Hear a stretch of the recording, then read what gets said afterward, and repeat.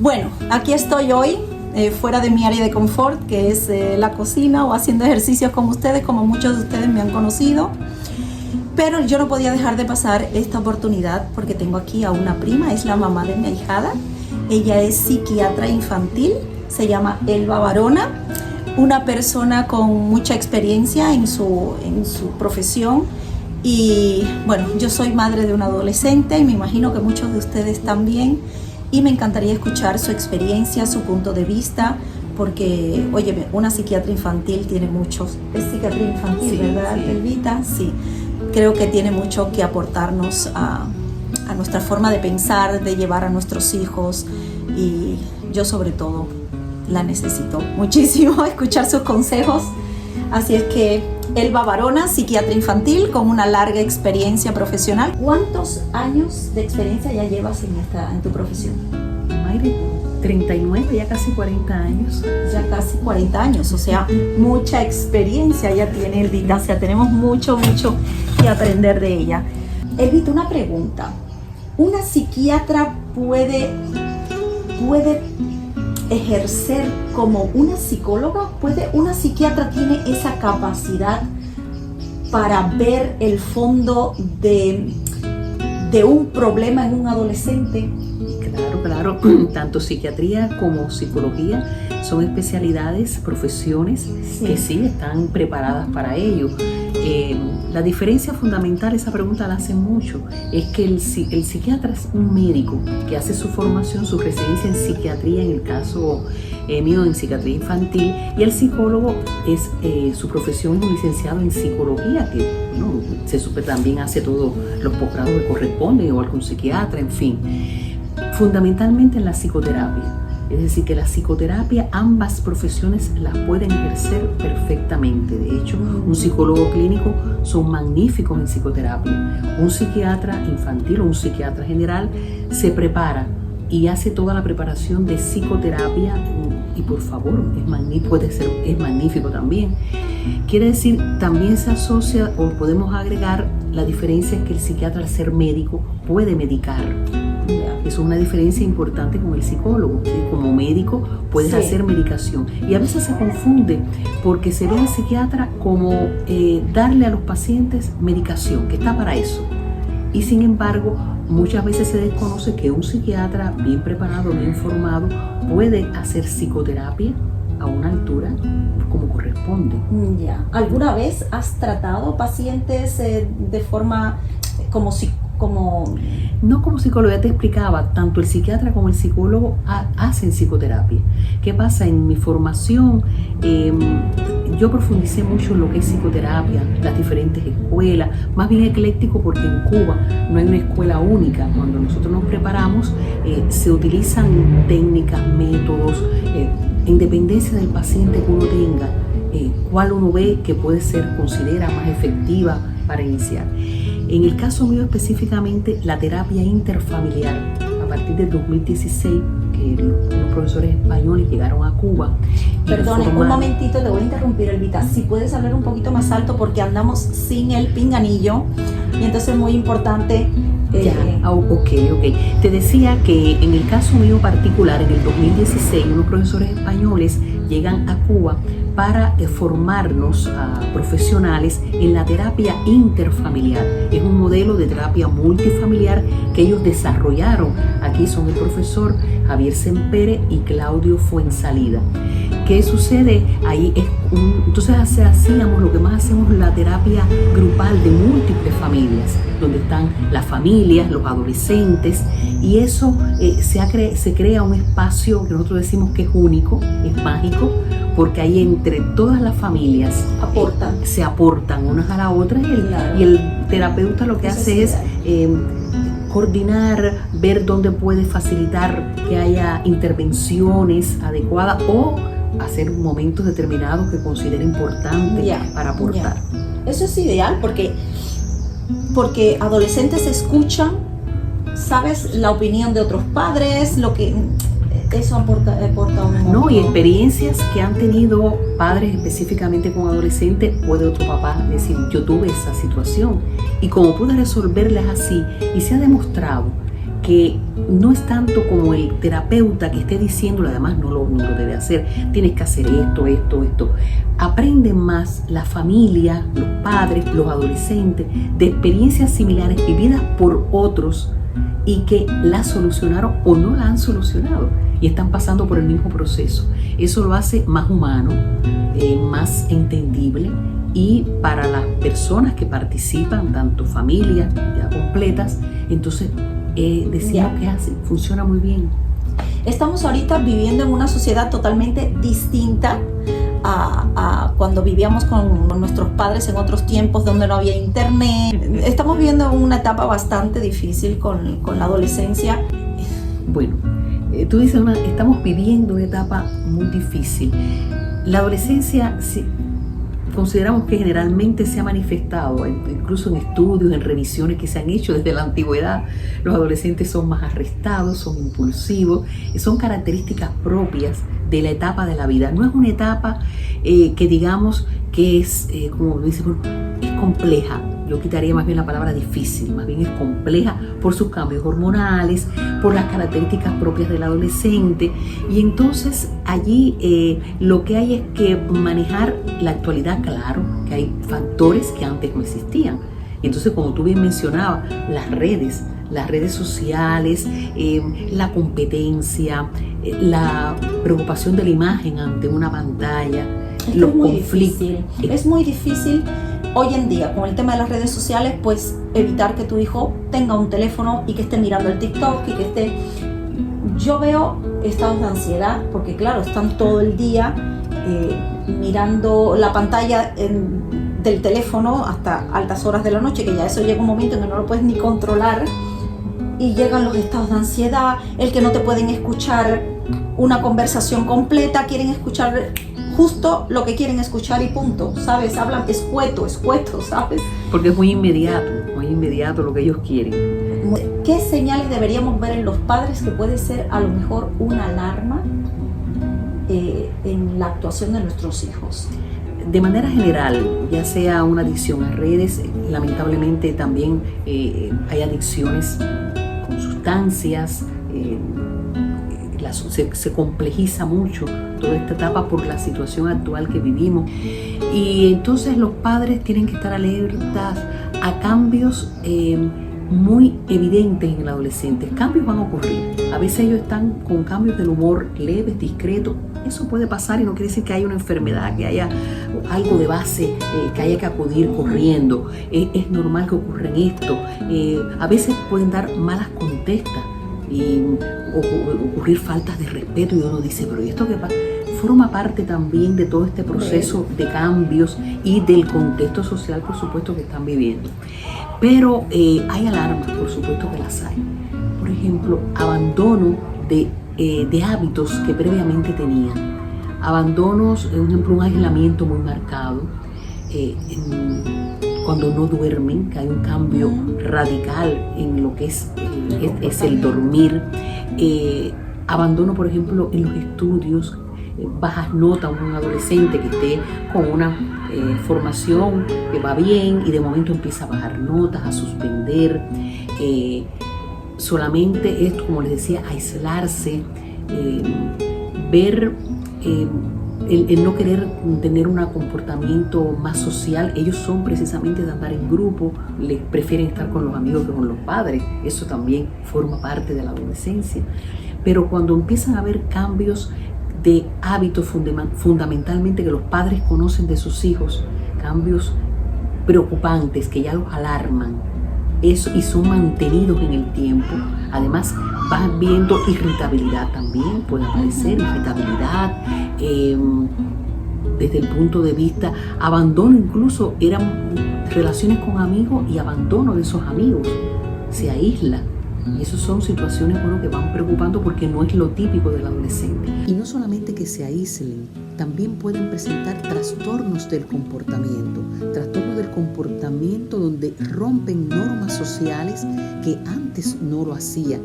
Y eso también es un signo de alarma que hay que tener en cuenta. Mayre, yo quiero puntualizar algo.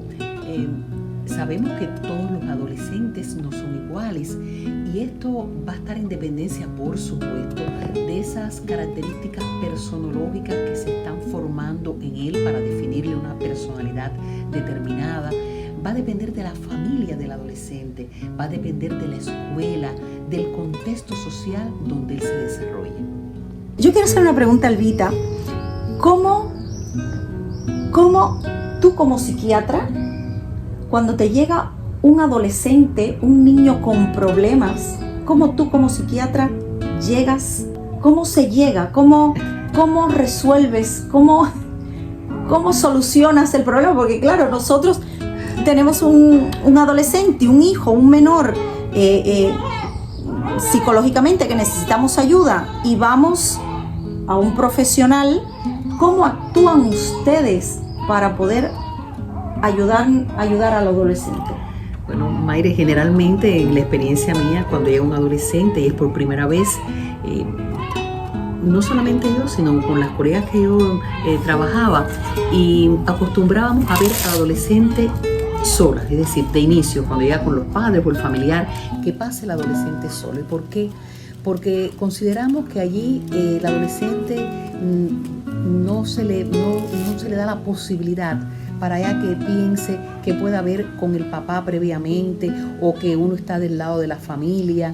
Él es el paciente. Imparcialidad. Necesita ver imparcialidad. Imparcialidad y sobre todo sentirse escuchado.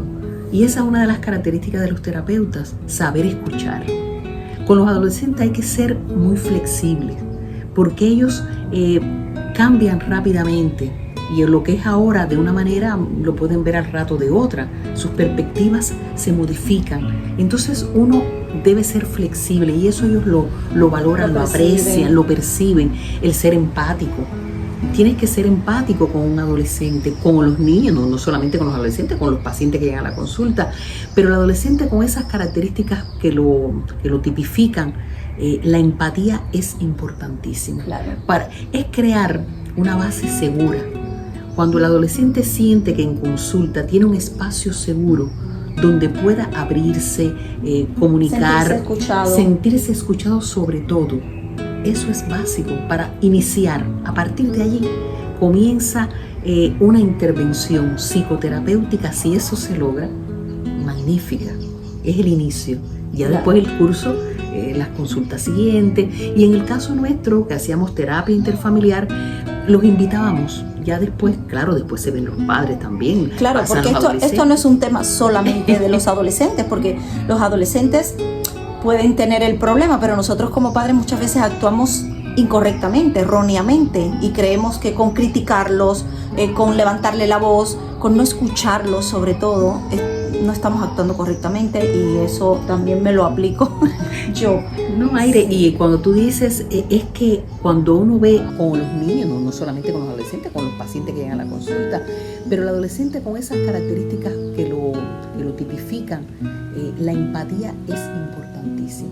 Claro. Es crear una base segura. Cuando el adolescente siente que en consulta tiene un espacio seguro donde pueda abrirse, comunicar, sentirse escuchado sobre todo. Eso es básico para iniciar. A partir de allí comienza una intervención psicoterapéutica. Si eso se logra, magnífica, es el inicio. Ya después el curso, las consultas siguientes, y en el caso nuestro que hacíamos terapia interfamiliar, los invitábamos. Ya después, claro, después se ven los padres también, niños, adolescentes. La familia tiene que integrarse porque de eso va a depender el éxito que se tenga al final de todo el tratamiento, en el curso del tratamiento. Es decir, no podemos aislar niños, adolescentes y estoy enfocada en esto. No, hay que ver también a sus padres. Quiere decir que cuando empieza una terapia, debe ir el padre también. Lo ideal es que vayan las personas porque el niño es imposible que avance, o sea, se entiende contigo, el niño entiende, pero si llega a casa y el comportamiento de nosotros como padres es el mismo, es que nunca vamos a avanzar, no va a haber progreso en ese adolescente. Y es muy interesante cuando muchas veces los padres, por ejemplo, ven a los adolescentes con una problemática, para ellos está muy mal, el adolescente, mi hijo, considero que necesita ayuda desde el punto de vista medicamentoso, a veces hasta lo dicen. Y sin embargo, cuando empiezan a interactuar en la consulta o en el grupo de terapia interfamiliar, se percatan de que el problema no es tanto del adolescente, sino es de ellos. Y entonces cuando la familia empieza a cambiar, empieza a modificar el comportamiento con sus hijos, por supuesto que entonces los resultados se comienzan a ver mucho mejor. Quiere decir que a lo mejor los que debemos empezar con la terapia somos nosotros como padres, como familia. La familia es ideal, por eso la terapia interfamiliar nos atrapa mucho. Cuando estas familias asisten, ya ahí están recibiendo, ya ahí es un espacio también seguro donde esos conflictos salen a la luz. Y es muy interesante, a veces en consulta no se tocan temas determinados en el sentido porque no lo dicen tanto los padres como el adolescente. Y llegamos a la consulta interfamiliar donde hay varias familias con adolescentes y el adolescente dice cosas que incluso nos sorprende a nosotros. A ver, les voy a hacer otra pregunta porque muchas veces nosotros corregimos a nuestros hijos y decimos cosas que a lo mejor no deberíamos decir y eso le afecta mucho a su autoestima. Entonces, ¿qué tú piensas que un padre nunca debería decirle a un hijo? De manera general, Mayre, el padre hay que pensar. Esa impulsividad a veces que lleva al padre ante una conducta que considera inadecuada del hijo y hay que primero tener paciencia, escuchar realmente qué ha pasado, qué ha sucedido, ver realmente cuál es la problemática del adolescente, pero tener siempre como denominador común no humillar, frases que no sean humillantes, frases que no bajen la autoestima, frases en las cuales se esté subvalorando constantemente al adolescente. Le creas inseguridad. Claro, por supuesto. Y es muy interesante. Un psiquiatra norteamericano, Werner, él describía los libretos de vida que hacía la familia al niño, al adolescente. Y cuando decimos libreto de vida, él hablaba de esta forma. Por supuesto, un padre que está haciendo un libreto de perdedor. No sirves para nada, lo tuyo es un desastre, todo lo que haces es incorrecto, estoy cansado de ti. Le quitas Llega un momento en que ese niño y adolescente, si su padre se lo está diciendo, bueno, soy un desastre, no sirvo para nada, entonces estoy haciendo un libreto de vida a mi hijo totalmente negativo. Y le creas inseguridad. Por supuesto que creas inseguridad. Y entonces ese niño es difícil. Si en su familia está ocurriendo eso y lo están valorando de esta manera, entonces ¿qué pasa? Entonces ahí empiezan conflictos mayores, respuestas de ellos, que hay tristeza detrás de todo esto después, autoestima baja. Y entonces esa tristeza puede llegar a depresión. Y entonces, bueno, cuando hay que pedir ayuda, cuando hay una ya el tema ya puede llegar incluso a pasar de lo que es una atención psicológica ya un problema de psiquiatría. ¿Pueden llegar a eso? ¿Puede un problema de psiquiatría? De psicología y claro, y psiquiatría ya a la vez que se requiera algún medicamento específico, pero no solamente el medicamento, sino a veces hay que aislarlo, ponerlo en un espacio seguro porque hay adolescentes que verbalizan, yo no quiero vivir más. Eso es hay que escuchar. Y es importante, mira, que haya salido este tema, porque con relación a no querer seguir viviendo, es decir, yo voy a intentar contra mi vida, no quiero seguir viviendo. Hablas mucho y nos dice, es un mito. Hay que tener cuidado, hay que escuchar cuando un adolescente, una persona dice, yo no quiero vivir más. Entonces eso tiene que ser escuchado, valorado por un especialista y entonces ver realmente, bueno, qué está pasando acá. No vamos a entrar en toda la dinámica de lo que es un intento suicida, un suicidio como tal, pero sí es algo de una alarma importante en un adolescente que se acompaña, si es una conducta aislada, no, cuando esto se suma, por ejemplo, a abandono de los estudios, como yo decía ya anteriormente, un aislamiento marcado o una irritabilidad manifiesta, cambios en su comportamiento, Es complicado, es complicado. La verdad, no hay colegios que nos enseñen a los padres a cómo educar a nuestros hijos. Lo hacemos con el amor más grande del mundo, pero la sociedad en la que vivimos ahora, el no saber muchas veces cómo manejar las situaciones, se nos va de las manos el tema de la educación de nuestros hijos, y es duro, es muy difícil. Y claro, en estos casos lo que nos queda es contar con profesionales que nos den la mano, que nos ayuden, y que esto no es un tema solamente del niño, es un tema de familia, que esto no es solamente con atender al niño ya vamos a solucionar el problema, porque a lo mejor muchas veces el problema lo tenemos nosotros como padres, cómo los tratamos, cómo los subvaloramos, ¿Cómo apoyamos? Como padres, ¿cómo apoyamos? ¿Cómo estoy a tu lado? Eso es muy importante. Cuando tú te preguntabas, ¿qué no deben decir? ¿Qué deben decir? ¿Qué pasa? ¿Qué sucede? Yo estoy aquí para ti. Eso no quiere decir que yo esté aceptando una conducta impropia que no se puede aceptar para esa repetición que ocurre de esa conducta, pero que él sepa que independientemente de lo que haya pasado, tú estás allí para escucharlo, para saber. Y la escuela es muy importante también, Mayre, porque hablamos de la familia. Yo te decía anteriormente las características propias de él en esa personalidad en formación, pero la escuela también es importantísima. Los amigos, ¿qué pasa? ¿Con quiénes se reúne mi hijo? ¿A qué grupo quiere pertenecer? Y entonces no ver tanto, porque muchas veces pasa eso, los padres, ¿por qué es que los amigos son los que lo han llevado por ese camino? La pregunta debe ser al revés. ¿Qué pasa conmigo que eligió con esos amigos?